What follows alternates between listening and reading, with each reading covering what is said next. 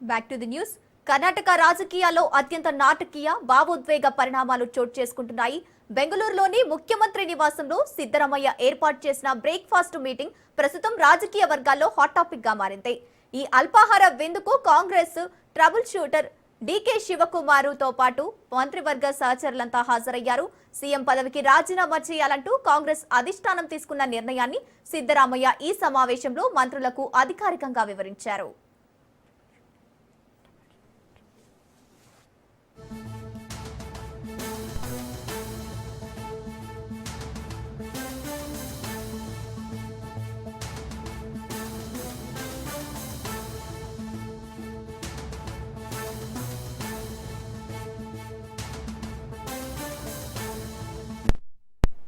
ఇక ఈ సమావేశంలో ఒక అరుదైన భావోద్వేగ దృశ్యం ఆవిష్కృతమైంది. రాబోయే ముఖ్యమంత్రి డీకే శివకుమార్ ప్రస్తుత సీఎం సిద్ధరామయ్య కాళ్లకు మొక్కి ఆశీర్వాదం తీసుకున్నారు.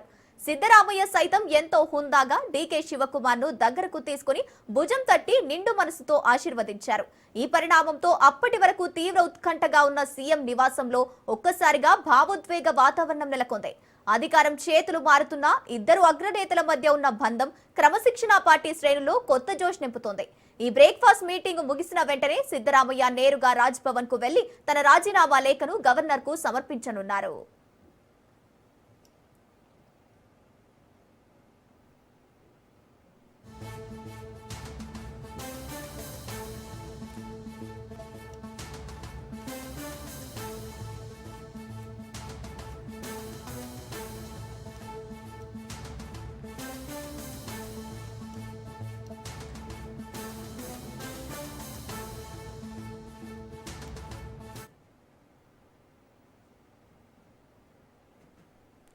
కర్ణాటక రాజకీయాల్లో అత్యంత నాటకీయ భావోద్వేగ పరిణామాలు చోటు చేసుకుంటున్నాయి.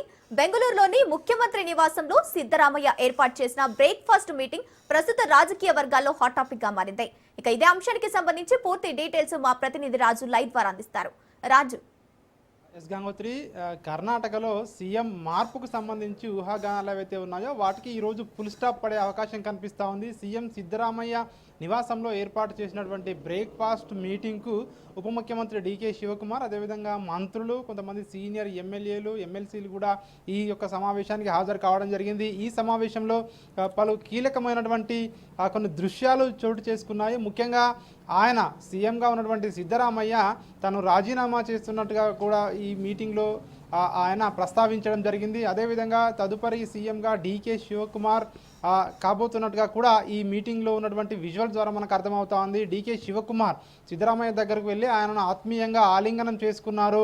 ఆయన ఆశీర్వాదం కూడా తీసుకున్నారు. ఆయనతో ఏదైతే ఆయన పాదాలకు నమస్కరించి ఆశీర్వాదం కూడా తీసుకున్నారు. ప్రస్తుతం ఏవైతే కర్ణాటకలో చోటు చేసుకున్నటువంటి నాటకీయ పరిణామాలు ఏవైతే ఉన్నాయో, సో ముఖ్యమంత్రిగా 3 సంవత్సరాలు పూర్తి చేసుకున్నటువంటి సిద్ధరామయ్య ఈరోజు రాజీనామా చేయబోతున్నట్టుగా కూడా తెలుస్తూ ఉంది. ఇప్పటికే గవర్నర్ అపాయింట్మెంట్ కూడా సీఎంఓ నుంచి కోరడం జరిగింది. అయితే గవర్నర్ అయితే ప్రస్తుతం కర్ణాటకలో లేడు, ఆయన అందుబాటులో లేడు అని చెప్పేసి కూడా ఇటు గవర్నర్ ఆఫీస్ నుంచి సీఎంఓకి సమాచారం వచ్చినట్టుగా కూడా తెలుస్తూ ఉంది. అయితే సిద్ధరామయ్య తన రిజిగ్నేషన్ లెటర్ గవర్నర్ సెక్రటరీకి ఇవ్వబోతున్నట్టుగా కూడా తెలుస్తూ ఉంది. మధ్యాహ్నం లోక్ భవన్కి వెళ్ళి అక్కడ తన రాజీనామా పత్రాన్ని ఇస్తారా, లేదంటే ఎవరితోటైనా రాజీనామా లేదంటే ఈమెయిల్ చేస్తారా అన్నటువంటి అంశం మరి కాసేపట్లో తెలిసే అవకాశం కనిపిస్తూ ఉంది. ముఖ్యంగా ఏదైతే కర్ణాటకలో 3 సంవత్సరాలు తర్వాత ఆయన రాజీనామా చేయబోతానో, రెండవసారి ముఖ్యమంత్రిగా ప్రమాణ స్వీకారం చేసిన తర్వాత 3 సంవత్సరాలు పూర్తి చేసుకున్నారు. డీకే శివకుమార్కు ముఖ్యమంత్రిగా అవకాశం ఇస్తామని చెప్పి అధిష్టానం గతంలోనే హామీ ఇచ్చినట్టుగా కూడా తెలుస్తూ ఉంది.